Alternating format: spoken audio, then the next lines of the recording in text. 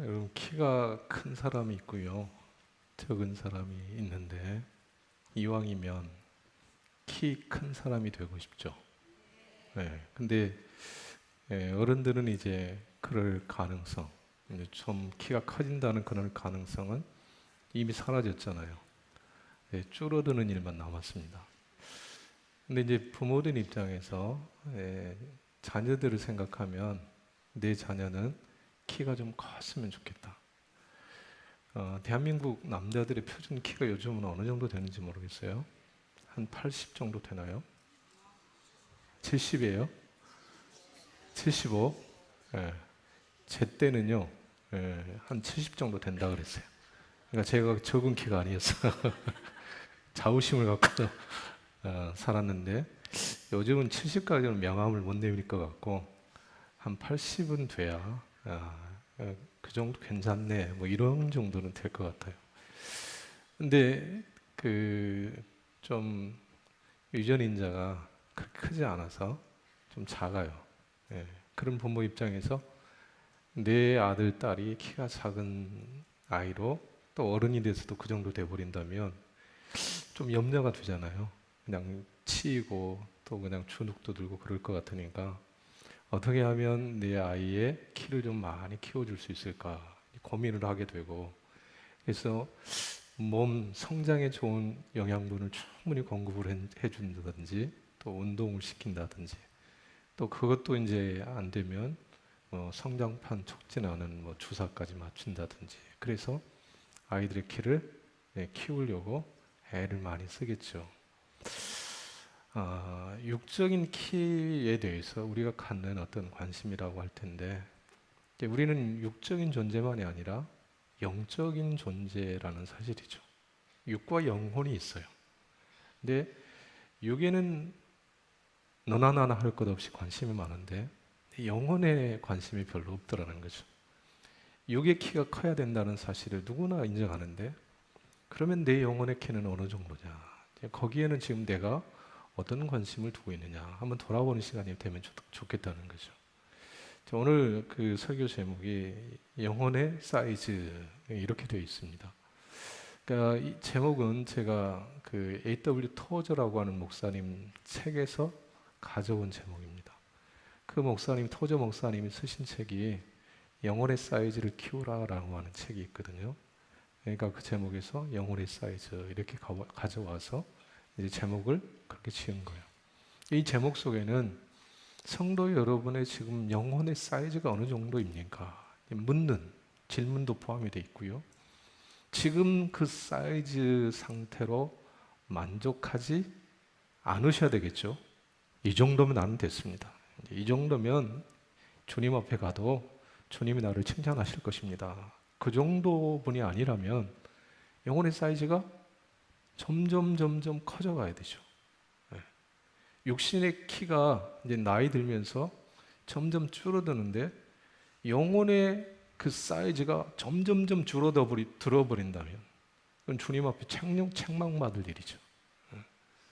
육신의 키는 조금 줄어든다 할지라도 우리 영혼의 사이즈는 점점 커져가야 되는 거죠. 오늘 3부 예배에 참여하신 성도 여러분, 여러분의 영혼의 사이즈는 점점 더 커져가는 그런 은혜 있기를 바랍니다. 근데 지금 이제 내 영혼의 사이즈가 어느 정도인지 잘 몰라. 키라면 작았다 재보면 당신 1m 70입니다. 80입니다. 분명하게 나오는데 영혼의 사이즈를 무엇으로 잴 거냐? 그 자가 뭔지 모르기 때문에 내 영혼의 사이즈에 대해서 잘 몰라요. 근데 가만 보면 영혼의 사이즈를 측정할 수 있는 도구가 있겠구나 생각이 들었어요. 뭘로 측정을 해보면 알 수 있겠는가? 예수 그리스도의 십자가 사랑에 대해서 내가 어느 정도 알고 있고 또 나는 그 사랑을 얼마나 삶의 자리에서 실천하고 있는가를 보면 내 영혼의 사이즈를 어느 정도 짐작할 수 있다는 것이죠. 내 주변에 있는 동물들도 자기 본능, 가족, 새끼들은 사랑하는데 그 정도 사랑에 머물러 있다면 내 바운더리 밖에 있는 사람, 나를 힘들게 하고 어렵게 하는 사람들에 대해서 아주 냉소적이고 비난하고 분노와 미움을 가지고 있다면 그 사랑은 그 분의 영혼의 사이즈는 그렇게 큰 사이즈가 아닐 거예요. 근데 예수님의 그 십자가 사랑이 충만히 마음에 있어가지고 말이죠. 원수까지라도 넉넉하게 품으면서 다 누구라도 품어버렸어. 그 사람은 영혼의 사이즈가 굉장히 큰 사람이라고 할 수 있을 것입니다. 또 하나 내 영혼의 사이즈가 크냐 적냐를 가름해 볼 수 있는 척도는 헌신이라고도 할 수 있겠죠. 헌금 기도를 제가 드립니다. 매주 우리는 예배 자리에서 하나님 앞에 베푸신 은혜에 감사하여 예물을 드리는 거죠. 그럴 때 그 예물을 어느 정도 드리느냐? 정말로 하나님의 베푸신 사랑과 은혜, 긍휼하심, 구원의 감사, 감격이 있으면 다 줘도 안 아깝죠. 나에게 은혜를 베푼 사람, 사랑을 베풀어 준 사람, 그 사람에게 뭔가를 내놓는 일은 어려운 일이 아니죠. 그런데 하나님 앞에 내 시간, 내 물질을 드리는 일이 인색하지 않다. 영혼의 사이즈가 큰 사람. 그런데 이건 다 내 노력이야, 내 열심이야, 내 수고의 결과야. 하나님 앞에 드린다는 게 아까워. 그러면 어쩌면 이 영혼의 사이즈가 그렇게 크지 않을 수 있겠다, 그런 생각을 해봅니다. 이런저런 그 사이즈를 재는 척도가 있을 수 있겠는데 여러분 스스로도 한번 생각해 보시고요. 저는 이 시간에 우리는 영혼의 이 사이즈, 지금 상태로 만족하는 것이 아니라 정말로 주님 나라 가는 그날까지 우리는 영혼의 사이즈가 커지고 또 커져야 되는데 어떻게 하면 이 영혼의 사이즈를 커질 수 있겠는가? 그래서 앞에서 제가 말씀드린 대로 사랑이라고 하는 척도를 가지고 헌신이라고 하는 척도를 가지고 여러분의 영혼의 사이즈 늘 재보면서 주님 나라 가시는 그날까지 정말로 영혼이 하나님의 크심을 닮아 정말로 함께 더불어 인생의 길을 걸어가는 사람들에게 기쁨을 나누고 주의 평안을 나누는 영광스러운 인생의 길을 걸어가시는 우리 우남의 성도들 다 되시기를 주님의 이름으로 축복합니다. 자, 오늘 본문 요한계시록 19장인데요. 전체 주제가 어린 양의 혼인잔치에 그렇게 말씀을 드렸어요. 지난주에 드렸던 말씀은 어린 양 혼인잔치의 두인 되신 우리의 신랑 되시는 예수 그리스도, 그분이 어떠신 분이냐. 신랑을 바로할 때 신부됨의 그 축복이 무엇인지 알 수 있다. 적어도 신부라면 신랑을 잘 아는 사람이 되어야 된다. 그런 말씀과 더불어서 신랑 예수 그리스도 그분은 충신과 진실이요 백마를 타신 분이다. 그렇게 말씀을 드렸어요. 충신, 진실, 백마를 탄 분, 상징으로 표현되어 우리 마음에 깊이 다가오지 않을 수 있지만 그 의미를 깊이 묵상하면 이 충신과 진실, 백마를 타셨다고 하는 사실이 얼마나 감동적인지, 얼마나 귀한 신랑인지를 생각하게 돼요. 충신이다, 신실하다, 동일하다. 우리는 수시로 변하잖아요. 수시로. 주님을 향한 사랑이, 그리고 더불어 사는 이들을 위한 신뢰나 또 어떤 믿음, 이런 것들이 수시로 바뀌어. 근데 주님은 어제도 오늘도 앞으로도 변한다, 변하지 않는다. 변하지 않는다. 동일하시다. 한번 자녀로 택하시면 버린다, 안 버리신다? 안 버리신다. 세상에 있는 사람들을 끝까지 사랑하신다. 그러니까 오늘 우리도 버리고 포기하지 말아야, 버려서는 안 되는, 포기해서는 안 되는 것들이 있어요. 주님이 맡기신 사명, 주님이 세워주신 가정, 자녀들, 그리고 주님의 몸된 교회를 섬겨면서 우리 하나님께서 주신 소중한 직분들 버리면 됩니까? 안 됩니까? 포기하면 됩니까? 안 됩니까?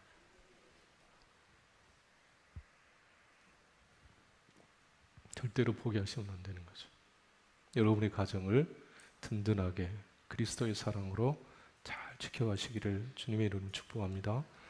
남편 버리시면 안 돼요. 여러분의 아내도 버리시면 안 되고요. 꼴통이고 만큼 부모의 마음을 속삭이는 자식 포기하면 됩니까? 안 됩니까? 안 됩니다. 절대 안 됩니다. 포기하시면 안 돼요. 충신, 그리고 진실이요, 진실.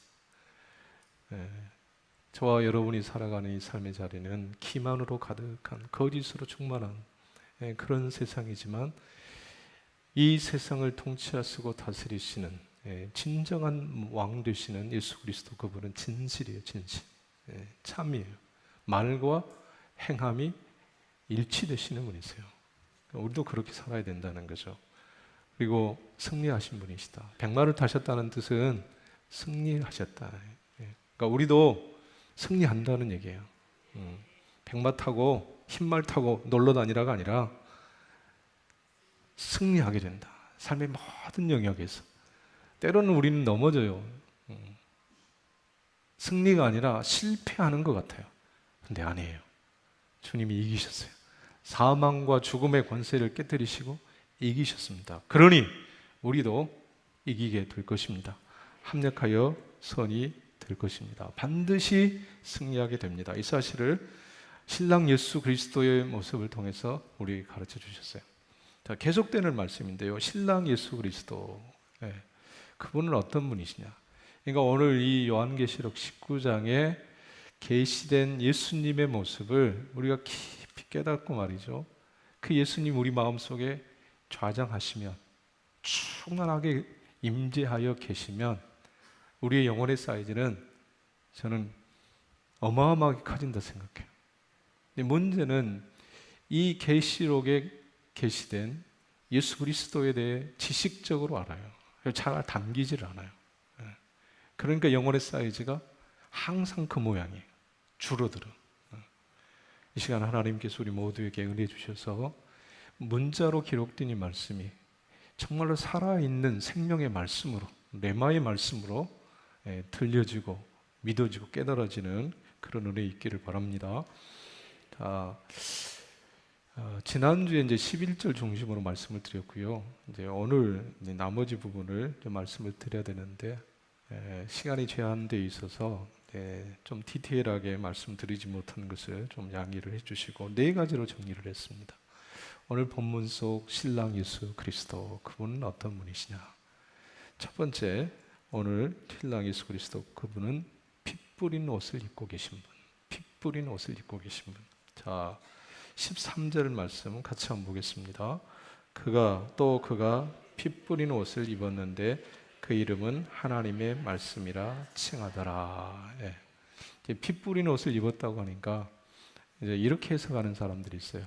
백마를 타고 마귀를, 악을 하나님이 이제 심판하시는데 그 싸움에서 칼에 찔려 묻은 피, 그래서 피 묻은 피다. 피 뿌린 옷이다. 그게 아니고요. 피 뿌린 옷이라는 뜻은 예수님의 십자가, 예수님 십자가에서 흘리신 그 피를 얘기하는 거죠. 왜 예수님이 그러면 천국에서도, 그 혼인잔치 하는 데서도 이 피 뿌린 옷을 입고 계시느냐? 그만큼 사랑하신다는 거예요. 생명 주어 죄인들을 사랑하시는 분, 어린 양 혼인잔치의 신랑 되신 예수 그리스도. 15절 말씀에 보면은요, 맹렬한 진노의 포도주 틀, 맹렬한 진노의 포도주 틀을 밟는다는 말이 있어요. 근데 이 맹렬한 진노의 포도주 틀은요, 심판이에요, 심판. 여러분, 포도주 틀에 포도주를 던져놓고 으깨잖아요, 으깨버려요. 막 발로 밟고, 그래서 그게 으깨지면서 포도주가 되잖아요. 근데 그 심판의, 진노의 심판의 틀에 던져지는 인생들을 한번 생각해 보세요. 피 튀기는 거예요. 그 비참한 모습이에요. 그 진노의 포도주 틀을 밟는다는 뜻은 예수님이 그 하나님의 진노를 대신 받으셨다는 뜻이에요. 그게 피 뿌린 옷이에요. 십자가예요, 십자가. 십자가 목걸이를 우리가 목에 걸고 다니니까 십자가가 아주 고상하고 훌륭하고 그런 것처럼 생각하기 쉬운데 십자가는 그런 게 아니에요. 죽음이에요, 죽음. 아주 비참한 거예요. 여러분의 머리를 어마어마한 누가 발로 짓눌러 그 피가 터지고 뼈가 부서지고 산산조각 난다고 생각해 보세요. 얼마나 징그러워요? 그 저주에서, 그 진노에서, 그 심판에서 피 뿌린 옷을 입으신 예수께서 건지신 거예요. 이게 신랑 예수의 사랑이에요. 여러분, 우리 안에 가족 제도가 있어요. 남편이 있고 아내가 있고 부모 자식이 있고. 근데 부부되어 살아갈 때 여러분의 신랑이나 여러분의 신부가 항상 사랑스러우십니까? 오늘 또 혹시 예배 오시기 전에 싸우고 오신 분 안 계세요? 또 예배 마치고 이제 갈 때 싸울 예정에 계신 분 안 계세요? 1차전은 여기까지 하고 이제 예배 끝나고 2차전 합시다 하고 오신 분 안 계세요? 신랑 신부의 관계는 가장 가까운 관계, 좋은 관계. 근데 이 땅에 신랑과 신부라고 하는 이 관계를 주신 이유는 그림자입니다. 그림자. 실체는 예수 그리스도예요. 근데 여러분의 신랑, 여러분의 신부는 때때로 속을 세게 해요. 마음에 안 들어. 아프게 해. 그럴 때마다 여러분 기억하셔야 될 것. 내 진짜 신랑이 있다. 내 진짜 신랑. 진노의 포도주 틀에 들어가 내 대신 희생당하신 내 참신랑이 계시다. 믿으셔야 돼요.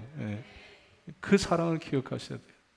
그러니까 이 사랑만 우리 마음속에 정말로 분명하게 기억되고 믿어지고 우리 영혼에 충만하게 되면 다른 얘기 할 필요 없어요. 다른 얘기. 여기서 설교 끝입니다. 여러분 돌아가셔도 됩니다. 아멘은 안 하시고 안 돌아가시고 끝까지 들으실 생각이신 모양인데, 피 뿌리신 옷, 그리고 그 보좌에 앉으신 어린 양 예수라 그래요. 성경은 요한계시록에 보면 보좌에 앉으신 어린 양 예수, 그러니까 죄인된 인생들을 그처럼 희생하며 생명을 내어주며 사랑한 분이라고 하는 사실을 그렇게 가르쳐 주는 거예요. 여러분 안에 이 사랑이 정말로 충만하실 수 있기를 바랍니다. 이 사랑이 없으니까 작은 일이 넘어지는 거죠. 혈기가 나는 거죠. 우리 안에 이 사랑이 충만해서 누구라도 어떤 허물이라도 덮으며 위로하며 사랑하며 살 때 우리의 영혼의 사이즈는 점점 풍성하게 될 줄로 믿습니다. 두 번째, 이제 오늘 본문 속 예수 그리스도, 그분은 어떤 분이시냐면요, 말씀으로 역사하시는 분이세요. 말씀으로 역사하시는 분. 13절, 15절, 21절. 13절에 하나님의 말씀, 그리고 15절 예리한 검, 그리고 나머지 말탄 자 입으로부터 나오는 검. 그러니까 13절에 하나님의 말씀, 그리고 나머지는 검으로 되어 있어요. 근데 에베소서 6장의 전신갑주 말씀에 보면 성령의 검, 곧 하나님의 말씀, 이렇게 되어 있거든요. 그러니까 예수님은 어떤 분이냐? 말씀으로 이 땅에 오신 분이시고요, 말씀으로 역사하시는 분이세요. 말씀으로 천지 만물을 창조하셨어요. 말씀으로 죄인들을 불러 구원하시는 분이세요. 말씀으로 심판하시는 분이세요. 그리고 또한 그분은 말씀으로 그의 백성들을 인도하시고 이끌어 가시는 분이세요. 구약은 그림자요, 신약은 실체다, 이런 많이 제가 말씀을 드리는데, 구약 이스라엘 백성들이 광야길을 지나 가나안 땅을 향하여 나갈 때 하나님께서 저들을 인도하시는 방법이 있어요. 그게 뭐냐면 구름 기둥이었고 불 기둥이었어요. 너희들 이제 출애굽했으니, 애굽에서 나왔으니 너희들 마음대로 가나안 땅을 향해 달려가라, 이렇게 하지 않으시고 매 순간 저들의 매일의 삶의 여정 속에 하나님은 구름 기둥, 불 기둥으로 이끌어 가셨어요. 구름 기둥이 일어날 때 그들은 텐트를 걷고 출발 준비를 했어요. 그리고 구름이 앞서갈 때 그 구름 이끄는 대로 달려갔어요. 그리고 마침내 요단 건너 약속하신 땅에 들어갈 수 있었습니다. 오늘 우리도 지금 광야길을 걷는 사람들이에요. 본향을 향하여 달려가는 사람들이에요. 그런데 그 옛날 이스라엘 백성들처럼 구름 기둥으로 하나님 인도하시지 않았어요. 오늘 하나님의 백성된 저와 여러분을 하나님께서 이끌어 가시는데 무엇으로 이끌어 가시느냐? 말씀으로 이끌어 가세요. 하나님의 말씀으로.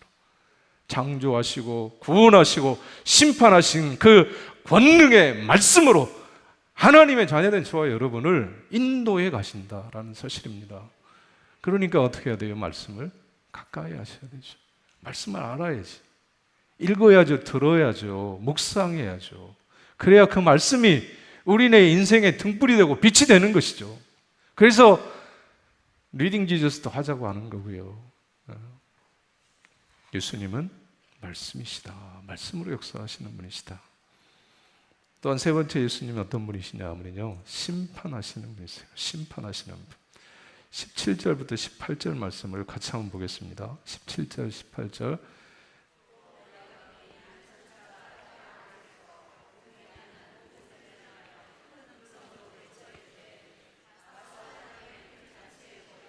왕들의 살과 장군들의 살과 장사들의 살과 말들과 그것을 탄 자들의 살과 자유인들이나 종들이나 작은 자나 큰 자나 모든 자의 살을 먹으라 하더라. 아멘. 여러분, 이것도 비유고 상징입니다. 한 천사가 말이죠, 공중의 새들을 다 불러 모아 하나님의 잔치. 그러니까 이 하나님의 잔치란 말이 어떻게 보면 상황에 맞지 않는 그런 표현 같습니다. 혼인잔치가 하나님의 잔치지. 지금 이 잔치는 하나님의 잔치라고 표현된 잔치는 새들이 말이야, 이 공중의 새떼들, 까마귀 떼들, 살 뜯어먹고 사는 독수리 떼들, 큰 새들이 그냥 하늘을 덮었어요. 근데 땅바닥에 보니까 시체들이 널려있네요. 왕들, 장군들, 장사하는 사람들, 종, 자유인, 어마어마한, 그러니까 패한, 전쟁에 패한 시체들이 널려있어요. 그 살을 먹으라. 이거는 무슨 잔치냐? 악을 도말하시고 악을 심판하시는 심판의 잔치. 그게 하나님의 잔치. 그러니까 하나님은 사랑이시지만 공의와 정의의 하나님이시다. 악을 다 도멸할 때, 악을 이렇게 엄하게 심판하시고 없애버리실 때 하나님의 진정한 공의와 사랑이 든든하게 서는 것이죠. 하나님의 잔치. 이 모습 속에 예수 그리스도 그분은요, 악에 대해서, 마귀에 대해서 결단코 관용하지 않으시는, 긍휼이 없는 엄의한 심판을 행하시는 심판주라고 하는 사실을 우리가 가르치시는 거죠. 우리는 죄에 대해서 좀 적당히 하는 경향이 있어요. 죄 짓고 잘못했다고 용서를 구하면 주님은 다 용서하신다고 했으니까 죄 짓는 것을 심각하게 고민하지 않습니다. 죄 지어도 담담해요. 그러면 안 된다는 거죠. 죄의 싹은 사망입니다. 근데 한 번 한 것이 두 번이 되고 두 번이 세 번이 되고 그러는 거죠. 20절, 21절 말씀에 보면 더 무서운 말씀이 소개되어 있습니다. 짐승과 거짓 선지자가 잡혀요. 근데 그 짐승과 거짓 선지자가 어떤 형벌을 받느냐? 산채로 유황불 붙는 못에 던져져요. 여러분, 머릿속으로 상상만 해도 무섭지 않으세요? 유황불 붙는 못에 산채로 던져져요.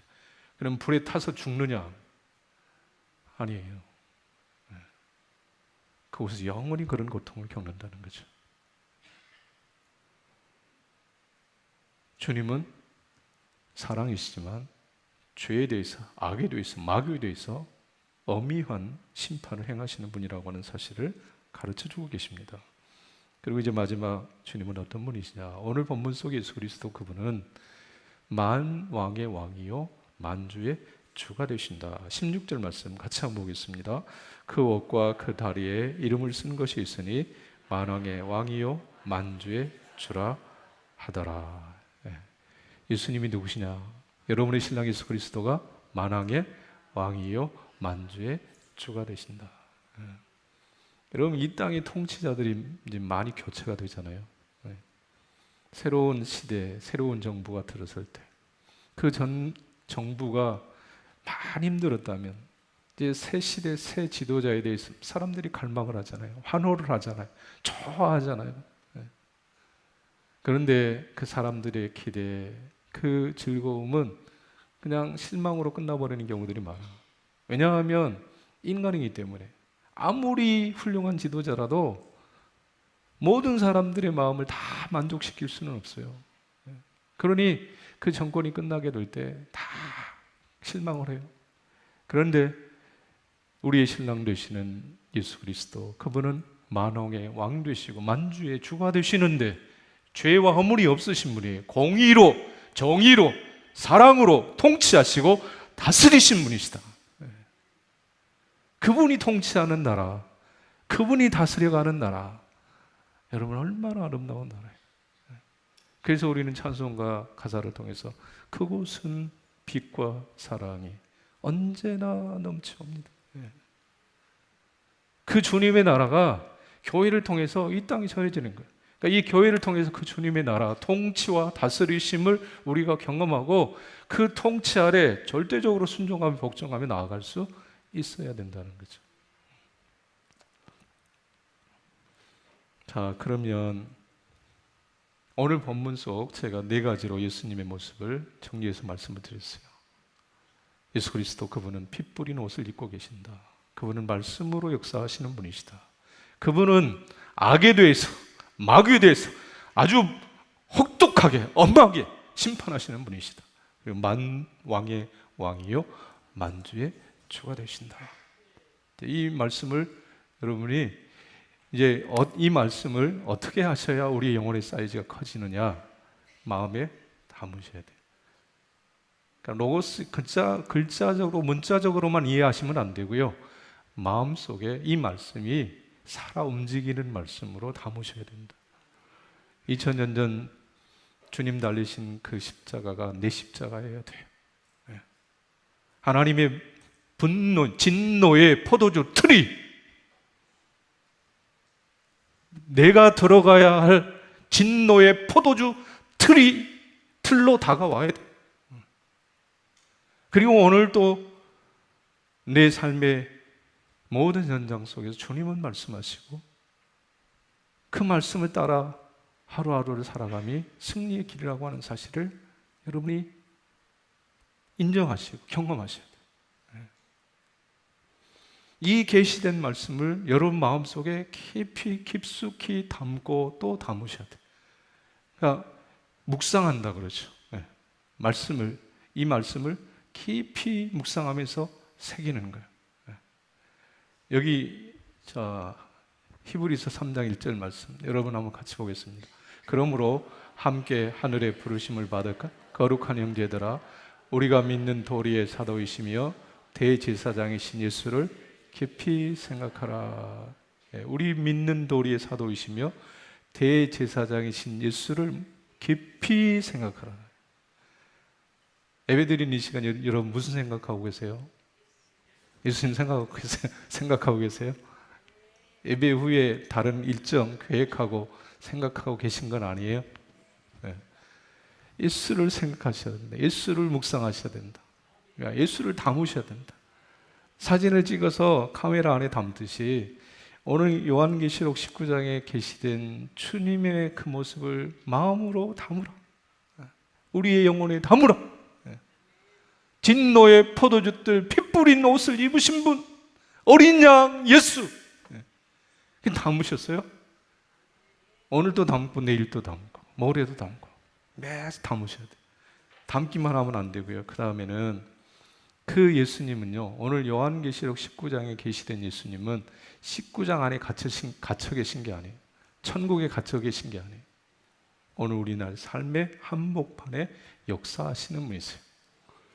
예수님의 이름이 임마누엘이잖아요. 그 임마누엘이라고 하는 뜻은 하나님이 오늘 나와 함께 하신다는 거거든요. 이 임마누엘, 피 뿌린 옷 입고 계시는 분, 나 되신 진노의 포도주 틀에 대신 들어가신 분, 그분이 내 삶의, 우리네 삶의 한복판에 역사하고 계신다는 거예요. 그거 보이십니까? 그게 보이세요? 안 보이니까 아멘을 안 하시지. 이렇게 보시면 돼요. 제가 앞서 1, 2부 때는 그 토저 목사님 얘기를 조금 했는데 3부 때는 그냥 넘어갔어요. 근데 넘어온 이유는 까먹어서 그런 게 아니고 여러분 책을 읽으시라고, 영혼의 사이즈를 키워라 책을 읽으시라고 그냥 넘어왔어요. 까먹은 거 아니에요. 근데 오늘 우리네 삶에 하나님이 일하신다, 역사하신다. 그러니까 오늘 우리 관계 속에 있는 내 신랑, 내 신부는 진짜는 아니고 그림자. 이 관계를 통해서 하나님이 우리에게 보여주세요. 예수님의 사랑을 보여주세요. 그러니까 남편의 모습, 아내의 모습 속에 조금 여러분을 정말로 흡족하게 하고 마음의 평안을 주고 그럴 때가 있잖아요. 그때 누가 그렇게 하느냐면 진짜 신랑이신 예수님이 그렇게 하신다. 이건 별로 설득력이 없으신가요? 저는 1, 2부 때 동일하게 말씀드릴게요. 이번에 9월 4일 날 초청잔치를 했어요. 근데 초청잔치가 벌어지기까지 많은 수고와 과정이 필요했습니다. 전도 훈련을 받았죠. 그리고 훈련 받으신 분들이 이제 대상자를 찾고 컨택을 하고 전화를 하고 만나고 또 약속을 받고 오라고, 꼭 좀 오시라고. 그 많은 과정을 거쳐서 9월 4일 날 잔치가 열리게 됐어요. 그런데 그날도 우리 장로님 기도하신 것처럼 폭우가 막 쏟아졌어요. 어마어마하게 비가 쏟아졌어요. 초청되어 오신 분들도 비를 맞았지만 그분들을 초대하기 위해서 그 전도자들도 비를 맞는 거죠. 한 영혼 전도하기 위해, 구원하기 위해 그렇게 동분서주하며 애쓰는 모습, 그 모습 속에 누구의 모습이 있느냐? 주님의 모습이 있어요. 예수님의 모습이 있어요. 이 눈으로 여러분의 삶의 자리를 이렇게 들여다보면 주님의 역사하심이 있어요. 이걸 보셔야 된다는 거죠. 세상 껍데기만 보면 우리의 영혼에 유익이 별로 없어요. 우리 영혼의 사이즈가 커지지 않아요.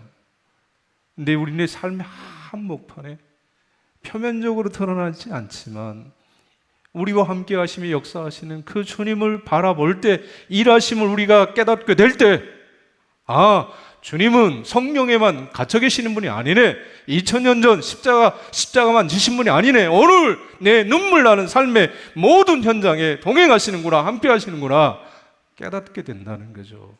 그럴 때 영혼의 사이즈가 커져요. 그리고 한 걸음 더 나아가시면 그 주님처럼 살아가는 것이죠. 야고보서의 말씀에 행함이 없는 믿음은 그 자체가 죽은 거라고 했어요. 주님이 어떤 분이시라는 사실을 성경을 통해서 가르쳐 주셨어요. 성경을 통해서 가르쳐 주실 뿐만 아니라 우리네 삶에 눈물 나는 성도 여러분의 삶의 모든 자리에 그 주님이 일하고 계심을 보여주셨어요. 그러면 이제 너는 어떻게 할래? 그러면 너는 어떻게 할래? 믿음의 길을 걸어간다는 사실은요, 그 주님의 사랑, 그 주님의 역사하심을 이제 믿고 깨닫고 나도 주님처럼 사는 거예요. 그래서 삶의 모든 자리에서, 여러분의 가정에서, 일터에서 작은 예수 되어 살아가는 삶, 그 삶이 곧 믿음의 삶이라는 거예요. 그렇게 살아갈 때 영혼의 사이즈가 얼마나 커지겠어요. 그를 더불어 사는 사람들이 여러분을 통해 하나님의 사랑을 맛보게 될 것입니다. 하나님이 이렇게 좋으신 분인지 알게 될 것입니다. 쉽지 않은 우리의 삶입니다. 그러나 주님이 함께 하십니다. 주님이 동행하십니다. 주님은 여러분을 통해 일하십니다. 이 사실을 꼭 기억하고 주님 나라 가는 그날까지, 주님 오시는 그날까지 주님 닮은 예수님의 사람으로 삶의 모든 자리에서 주의 영광 드러내며 살아가시는 우리 운암의 성도들 다 되시기를 주님의 이름으로 축복합니다. 존귀하신 하나님, 우리를 불쌍히 여겨 주옵소서. 다음 없는 은혜와 사랑을 부으시지만 우리는 아직도 주님의 흔적, 주님의 아름다우심을 드러내지 못하고 영적인 어린아이로 자라갈 때가 너무나 많습니다.